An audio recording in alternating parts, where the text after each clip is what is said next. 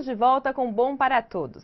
Aqui você tem espaço, bomparatodos@tvt.org.br. No final dos anos 90, com a abertura do mercado para seguradoras internacionais, houve um aquecimento do setor no Brasil. A concorrência trouxe benefícios para o consumidor, que passou a ter maior opção de escolha. Mas atenção, antes de assinar a apólice, verifique se o seguro que você escolheu vai lhe proteger e não criar mais problemas. Está aqui conosco a doutora Débora Schalk. Ela é especialista em direito securitário e trabalha na OAB de São Paulo. Olá, doutora Débora, muito obrigada pela sua presença. Olá, Marília, eu que agradeço. Doutora Débora, o que faz a Comissão de Direito Securitário da OAB de São Paulo? A comissão tem por missão fundamental estudar todas as modalidades de seguro e buscar o aprimoramento disso. Nós temos um grupo de estudos, então nós também publicamos artigos, colocamos no site da OAB, promovemos palestras abertas à população, nós intervimos junto a instituições de ensino, buscando bolsas para a área de seguros para quem precisa, quer se especializar nessa área, atuamos junto a universidades, enfim, é um trabalho bastante abrangente e buscando a melhoria do seguro e o esclarecimento também à população. Agora vamos ouvir a primeira pergunta da população para a doutora Débora. No que a gente tem que ficar atento quando vai contratar um serviço de seguros? Bom, primeira coisa é contratar através de um corretor, que é um profissional especializado, que vai intermediar essa relação segurado-seguradora. Verificar se esse corretor está registrado na SUSEP. Segunda questão é preencher aquele formulário de forma muito clara e objetiva. Não adianta você inventar situações que, na verdade, não procedem, porque é com base naquele formulário que a seguradora vai fixar o valor que você tem que pagar para ela, que é o prêmio, e na hora também da ocorrência de um sinistro, que é o acidente, que é aquele risco que você quer proteger, ela vai se basear também naquele formulário. Então é importante preencher com clareza. Ler atentamente a apólice, pedir para o corretor a apólice completa e ler, tomar um tempinho. Eu sei que não é muito fácil, são letrinhas miúdas, mas é importante ler a apólice, ver onde estão as exclusões. Na dúvida, perguntar ao corretor, não entendi isso, não entendi aquilo. E quando a apólice for remetida, você fechando o seguro, aí vai a apólice para sua casa. Você conferir todos os seus dados pessoais e os dados do bem que você quer proteger, para na hora de você usar, você não ter problema. Doutora Débora, existe algum órgão que fiscalize esses profissionais, se eles têm a SUSEP, se eles estão atuando corretamente no mercado? Sim, na verdade o órgão é a própria SUSEP, que é a Superintendência de Seguros Privados. É o órgão a nível nacional que fiscaliza tanto os corretores quanto as seguradoras. Então através da SUSEP, do próprio site, o segurado pode consultar para ver se aquele corretor está realmente habilitado a trabalhar com seguros, e a seguradora também.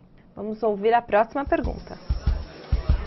Se eu atrasar o pagamento do meu seguro, eu perco o direito do meu carro, minha casa? Olha, o pagamento do prêmio é uma obrigação do segurado. Então, pela lei, pelo Código Civil, sim, você pode perder se no momento em que ocorrer o sinistro, que aquele acidente, aquele risco que você quer evitar, você estiver inadimplente.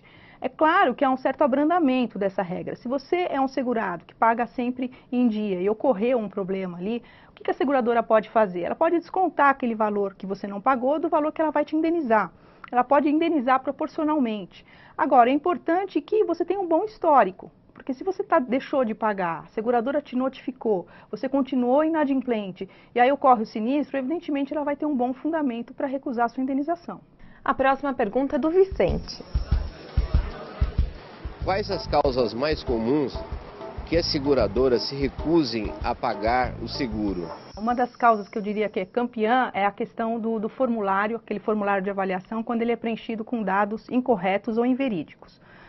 Isso é muito grave, o segurado tem que ter muita clareza ao preencher aquilo. Outra situação é a situação de dolo, quando o segurado agrava intencionalmente o risco da seguradora. A seguradora ela assume um determinado risco. Se você agrava aquilo, por exemplo, uma situação muito normal que a gente vê muito é o segurado dirigir embriagado. Por que a seguradora nega? Porque quando ela assumiu o seu risco, ela partiu do princípio que você vai dirigir em condições ali de saúde, de lucidez. Se você dirige embriagado, evidentemente você agravou esse risco. Então ela pode recusar.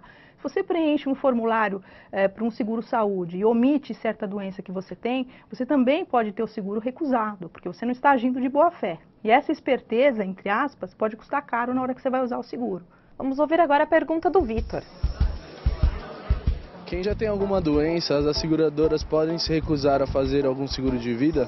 Sim, a seguradora você vai receber a proposta, você vai preencher aquele seu formulário, que é o formulário de avaliação de risco, da forma mais clara e objetiva. Isso vai através do corretor para a seguradora, ela vai avaliar aquele formulário, todo aquele perfil seu, onde você vai colocar o seu histórico de saúde, enfim. Então, de acordo com essa avaliação, ela pode sim recusar. Mas é importante que a recusa da seguradora deve ser fundamentada, porque se você achar que ela cometeu algum tipo de abuso ao recusar, você pode recorrer ao judiciário ou questionar aquilo de alguma forma.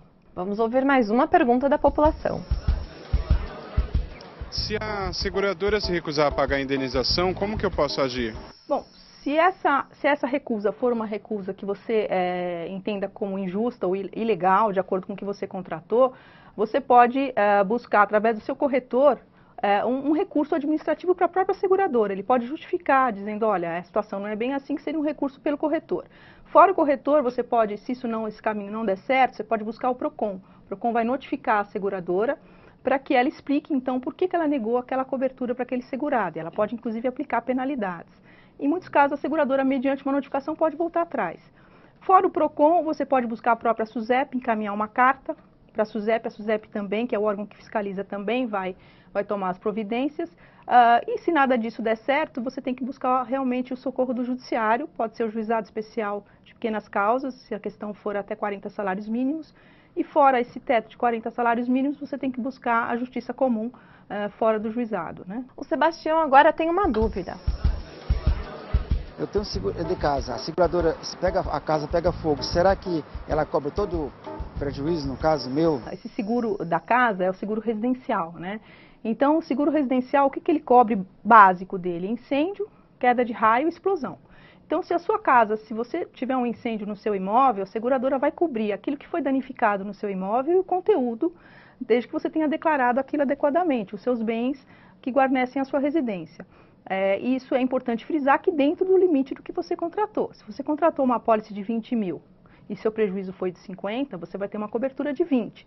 Então, você precisa ver bem na hora de contratar quanto vale o seu imóvel, quanto valem os bens que estão lá dentro, para você contratar um seguro adequado, né, que vá cobrir efetivamente todos os seus prejuízos. E quem faz essa avaliação? Olha, normalmente o corretor, com auxílio do corretor, e na própria proposta ele vai indicar os bens que guarnecem a residência, indicar mais ou menos os valores, e no momento do sinistro ele vai reunir todos os documentos, o sinistro, quer dizer, no momento em que houve o incêndio, ele vai reunir todos os documentos que ele tem que provem o valor daqueles bens, notas fiscais, recibos, e vai encaminhar para a seguradora e ela vai abrir um processo de regulação de sinistro. Vamos ouvir a próxima pergunta. Bati meu carro, reclamei à corretora. Eles deixaram meu carro no conserto, enquanto isso me deram um outro carro. Porém, esse carro está caindo aos pedaços. A quem eu devo reclamar, a recorrer?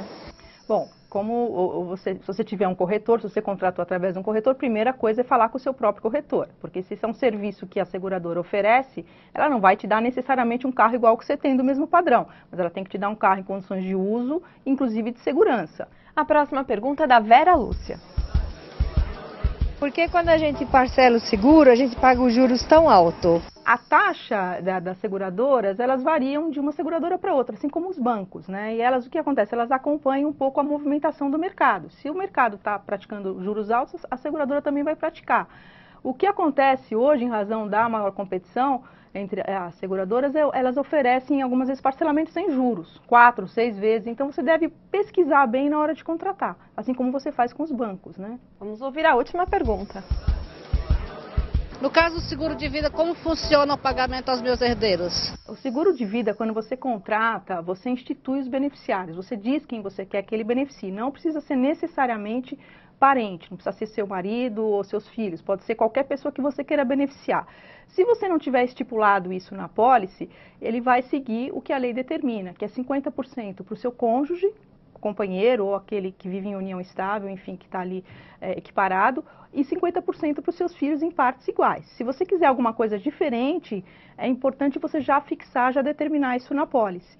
E a apólice, o seguro de vida, é importante dizer que ele não é uma herança, então ele não vai entrar em inventário, né? No momento em que for informado o falecimento do estipulante, de quem fez o seguro, a seguradora vai pagar diretamente aqueles beneficiários. Doutora, então no caso de uma pessoa que não seja casada, não tenha filhos e não ajude ninguém na família, ela não necessita de um seguro de vida? Não, se ela não tiver pessoas que dependam dela economicamente, eu acho que ela não é uma pessoa indicada a contratar o seguro de vida. Ela vai contratar o seguro para deixar aí para as pessoas queridas, parentes, enfim, filhos, algum amparo no tempo que vai seguir aquele falecimento, né? Doutora, então a gente tem que ver o que nós realmente precisamos e aí sim escolher se precisamos de seguro de vida, de carro, e não fazer seguros adoidados, né? Não, é importante você fazer um planejamento, ver o que efetivamente você precisa, o que você quer programar para a sua vida, numa ausência ou numa situação que às vezes a pessoa sofre um acidente, fica com uma incapacidade, com um problema de... É importante você planejar para você contratar o seguro que é necessário para a sua vida. Doutora Débora, muito obrigada pela sua presença aqui Obrigada no Bom para vocês. Todos. No próximo bloco, o superintendente da Escola Nacional de Seguro, Henrique Berardinelli, estará aqui para falar sobre os tipos de seguros. Voltamos já!